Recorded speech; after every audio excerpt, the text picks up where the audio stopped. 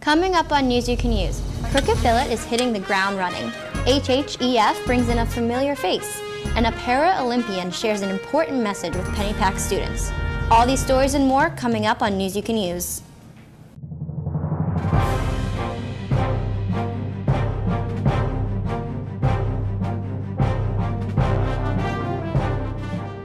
Hello, and welcome to this episode of News You Can Use. I'm your host, Amanda Trevel. Let's get started. Girls STEAM is a program started by the Hatboro-Horsham Educational Foundation. STEAM stands for Science, Technology, Engineering, Arts, and Math. HHEF invites women into our middle school and high school to share their career stories. Let's take a look.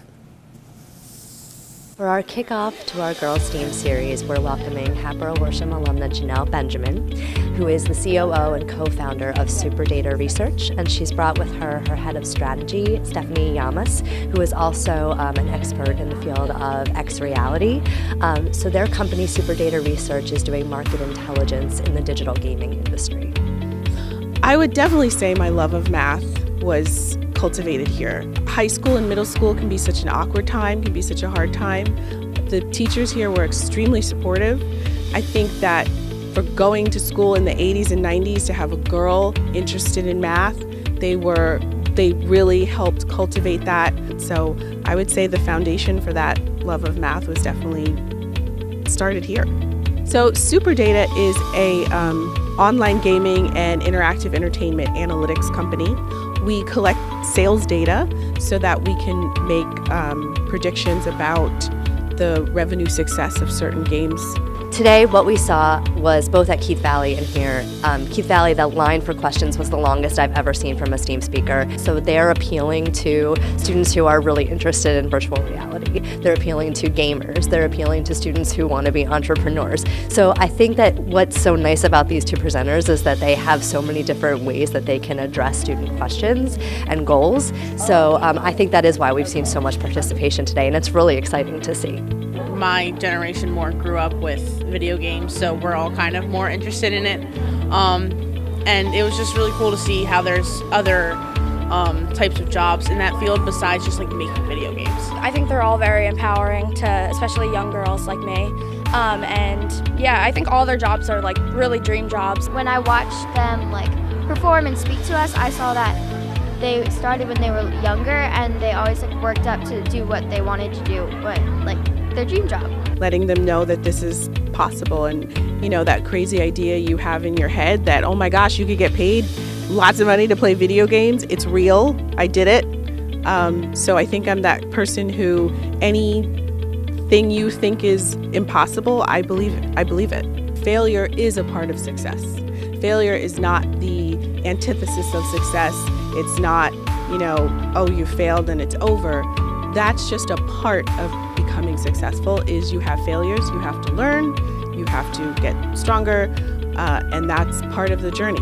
Hope with Girls STEAM is that we can give the girls important role models, and who better to represent STEM than a woman who is so accomplished in her field but also walked these hallways and sat in these classrooms. She was telling our students, it's going to work. You need to trust what's inside of you in order to be successful.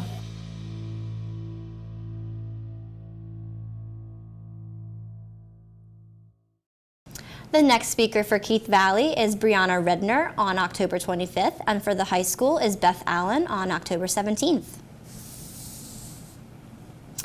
The HHEF may seem like a fairy godmother, except you won't turn into a pumpkin at midnight. HHEF provides grant money to teachers for education initiatives. Let's see which teacher got their wish. Today was an opportunity to celebrate two occasions. One is the launch of a new technology for our computer science classrooms. These giant 75-inch light touch screens that are meant to improve efficiency in the classroom and get students collaborating more in that environment.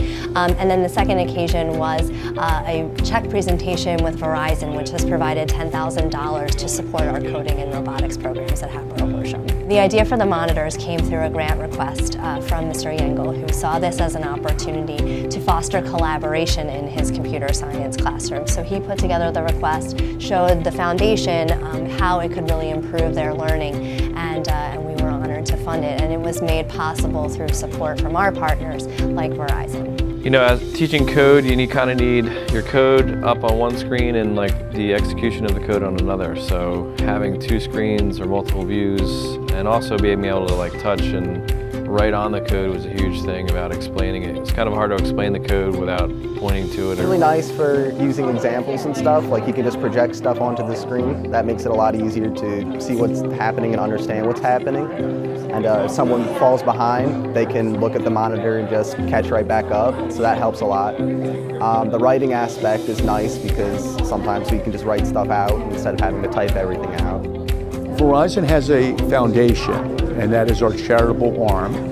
Verizon Corporate contributes to our foundation, and then the foundation as a charity gives money, makes contributions to what are identified as valued and worthwhile causes. And that's what we're here for today, is the educational initiative. And so Representative Todd Stevens, who's an excellent state representative, is someone I know and I trust. So I went to him and said, whom would you recommend, for educational initiative grant? And he didn't miss a beat. Hatboro-Horsham. We were really excited to have Representative Todd Stevens here, who has been a longtime advocate and champion for the Hatboro-Horsham Educational Foundation, and also Frank Blazlowski, Director of Government Relations from Verizon, which has, over the last several years, made an investment continually in our STEM programs. Look, I've seen firsthand the terrific work that the teachers and the students are doing as it relates to technology and robotics and programming and things like that. And so I thought that they'd really benefit from this additional investment in technology here in the classroom. The foundation's terrific because they're able to go out and help generate revenue for additional investment into the programs here at the school. And it's not just it's not the same old programs. These are different programs that supplement the educational experience here. So things that the students might not otherwise be able to do in the regular school day, the Hatboro-Horsham Education Foundation makes available to these students through these types of grants and this funding. So it's really important we help each of these students obtain a well-rounded education and provide as many opportunities as we can, and that's what the Education Foundation does.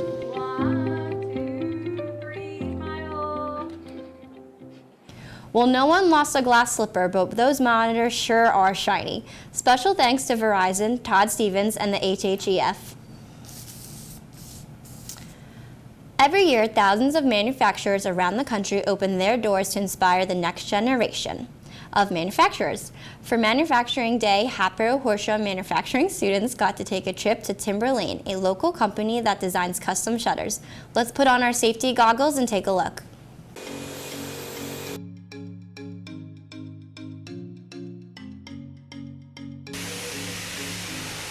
You guys can all follow me. We're at Timber Lane today, and today is Manufacturing Day. So we took the kids over here to kind of get an experience of what a manufacturing facility looks like and just check out how it would look in the real world if they got into it for a job.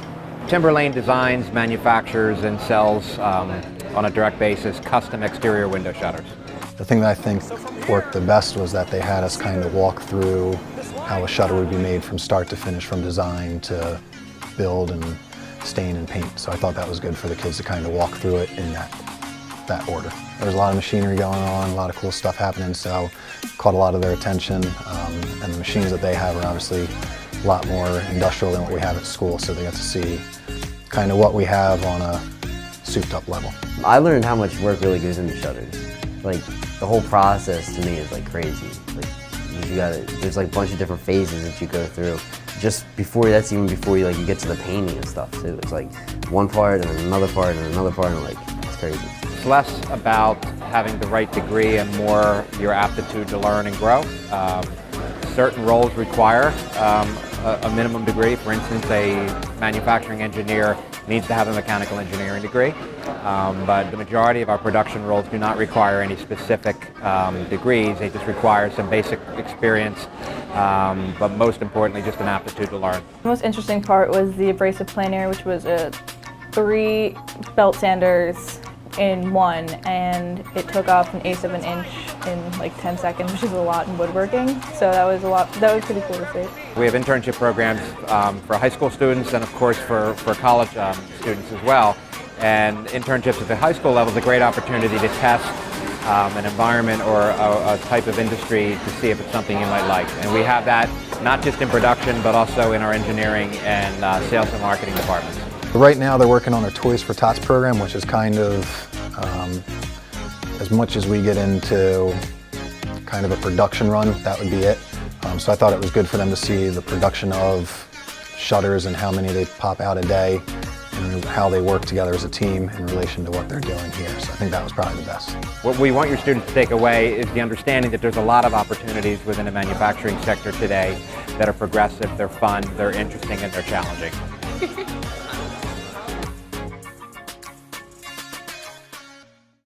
This year, over 2,000 events were planned for Manufacturing Day. In elementary news, Hollowell is adding some history onto its walls. A history mural is in the process of being painted in the hallway of Hollowell. The mural started in the summer of 2017, but this past summer, students got involved with the project.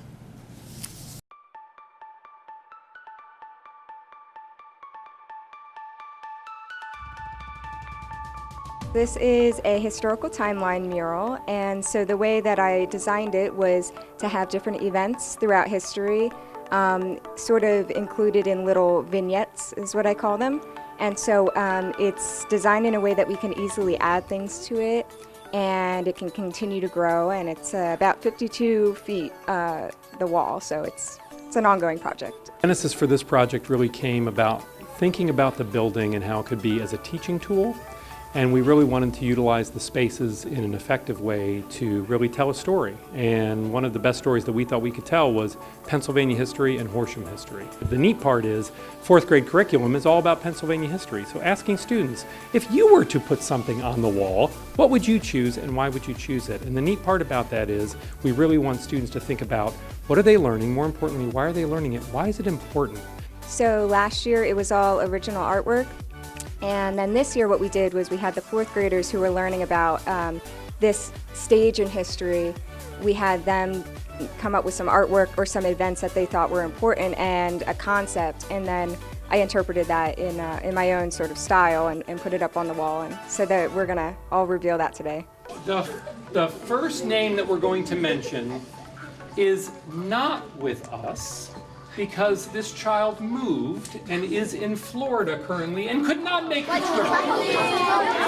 Kelvin Santiago Rosario. And so the nice part about what we've done here is that we've given the children an opportunity to really add their story, and that will live on for many, many years. Each student had to offer a presentation, and originally we thought we were just going to pick one person, and then we realized pretty quickly that that was impossible to do because they were all so good. The students were amazing. A small group of us were acting as judges, and then we kind of argued about it for about an hour or so, and came up with 3 finalists, 3 honorable mentions, and then one that we're going to put on the mural for next summer. I drew Bill Lenape and Lenny Lenape and William Penn to show that they tried to work together, and William Penn was trying to get the land from them, and they were trying to work with them. I drew this drawing because William Penn got the land from the king so he can make Pennsylvania. It's crazy but enjoyable at the same time. It's weird, but I like it. Our plan is that each year we're going to add to it, and the neat part is that we're not sure where it's going to take us yet, and that's kind of part of the journey, is to see where we're going to be headed. And we're going to continue to work with Pete and others to add to this every year, and we're really looking forward to what we're going to see in the future. Who knew Pennsylvania history could be so colorful? This upcoming summer, the Pennsylvania flower will be painted onto the wall thanks to the suggestion of a student. Walking down the street may seem like a simple task, but for some it's a challenge. A motivation and educational speaker arrived at Pennypack Elementary School with one simple message: yes, you can.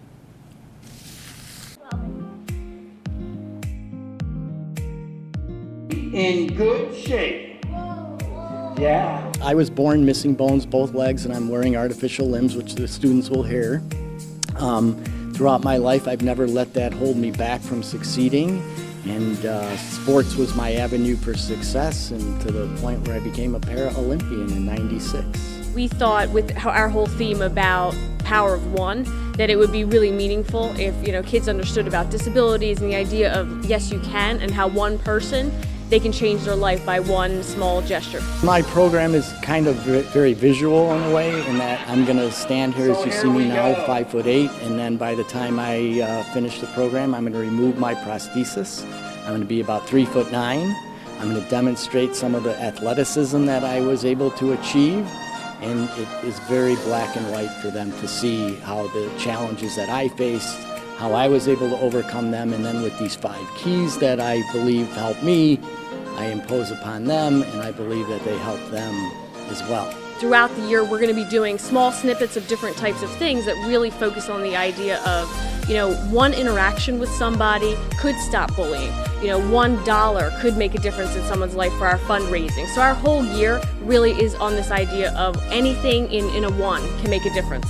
I just love sharing my story with the kids, and just, my wife always says, how could you give the same program over and over again?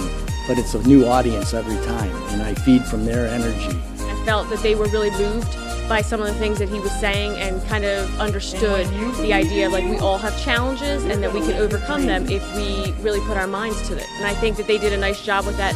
That other people can be different, but it's not nice to be picky on them. And he learned different ways to do things like others. I hope the kids kind of walk out of here going, wow, if he could do all that, I should have no problem achieving whatever I put my mind to. Well, that story just shows you if you put your mind to it, you can accomplish anything.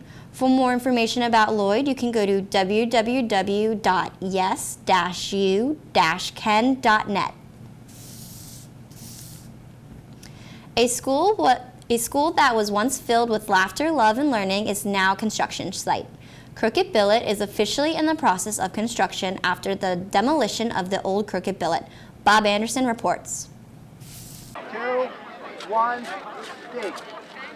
On October 1st, 2018, Hatboro-Horsham School District officials, along with architects, teachers, and community members, held a groundbreaking ceremony for the new Crooked Billet Elementary School. As an alumnus of the kindergarten class of this school, I won't say what year it is, so this is a long time coming, the replacement of the school. After 67 years of serving the Hatboro community, the old Crooked Billet Elementary School is gone. A new building with a modern design opens up new opportunities for both students and staff. In the new Crooked Billet, I'm really looking forward to air conditioning. So when we come in from recess, we get cooled off. And the next thing I'm looking forward to is a cool playground. Maybe they'll even have a zip line. I've said goodbye now, and now we can look to the future, and it's exciting. And can't wait to see them start putting up the new structure, and to have a whole new generation of families and children and staff that get to have the wonderful Crooked Billet memories. Memories from Crooked Billet's historic past will play a significant role in the new school's culture and architecture. The elementary school is one of 2 elementary schools in the United States that's being built or was built on a Revolutionary War battlefield. You will find when you walk right into the building, the main entrance, there'll be a history wall that will not only reflect the Battle of Crooked Billet, but also the history of the Hatboro community. Crooked Billet Principal Kelly Sindel gives a timeline on when construction of the new building will be completed. We anticipate finishing construction in the spring of 2020, so we're still talking about what exactly that timeline will look like, if we'll do a soft opening or we'll wait and do a hard opening in the fall. When the school does open, the Crooked Billet family will once again be reunited to begin a new chapter in the school's history. This was my family and my home, and I was so blessed with so many wonderful coworkers and just great family and wonderful kids that parents were so kind to share with me. I just want our house to be a home Reporting for HHTV, this is Bob Anderson. Well, I don't know if a zip line will be built, but I can assure you Crooked Built will have top-notch technology. The building is expected to be complete by the year 2020. And now it's time to head over to the wonderful world of sports with Bob Anderson. Bob?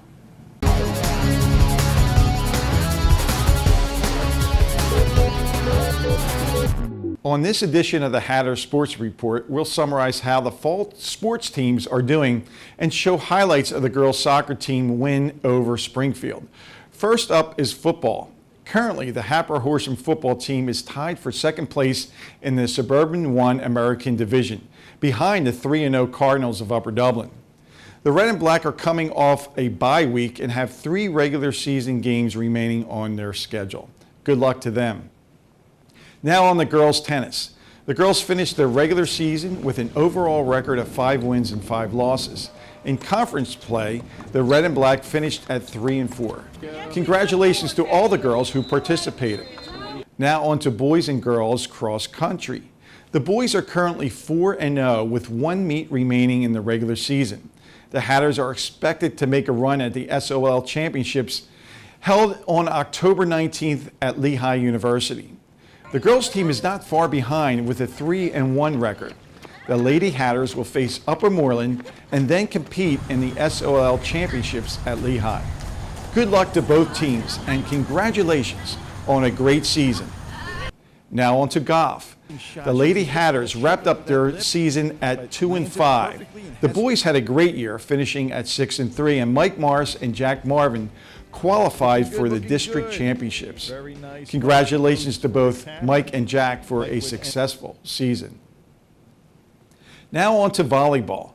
The Lady Hatters volleyball team ranks among one of the best in the region. Currently, the Hatters are sitting in first place in Suburban 1 American Conference. With 13 wins and just 1 defeat, the Hatters will easily qualify for the postseason playoffs. With 4 games remaining against teams with losing records, the Hatters could finish the regular season with 17 wins. Good luck to the volleyball team in their quest for a championship. The girls' field hockey team struggled this season, but won their second game of the year by shutting out Cheltenham 2-0. Junior Sorrel Long and senior Leah Kress scored in the last 10 minutes of the game to give the Hatters the victory. The Hatters have 4 games remaining in their season. Now on to girls soccer. HHTV was at Hatter Stadium to televise a game between the 5-10 Spartans of Springfield and the 8-5 Hatters. Before the game, the Hatters celebrating senior night. There are 6 seniors on the Hatters team. We pick up action in the first half after a handball penalty by the Hatters. Hannah Pataki scores from just outside the 18 to give Springfield a 1-0 lead in the first half. Then at the 12th minute mark, the Hatters come back. Maggie O'Neill on a breakaway, getting by Briggs, the Springfield goalie, to tie it up. Now Manny Falcione on a corner kick. The ball scoots around a little bit and goes to Grace Rasky, who gets the go-ahead goal at the 8-minute mark in the first half. Hatters up 2-1. And here's another look at the goal. As you can see, Briggs saves it, but then Rasky finds a spot and scores. And that would end up being the final score. Hatters go on to win 2-1. And the Hatters would improve to 9-5 on the season. Well, that'll wrap up this edition of the Hatter Sports Report. Now back to you, Amanda. Thanks, Bob. Well, that will do it for this episode of News You Can Use. I'm your host, Amanda Trevel, and don't forget to follow us on Facebook, Twitter, and check out our new website, hh-tv.com. Thanks, and have a great day.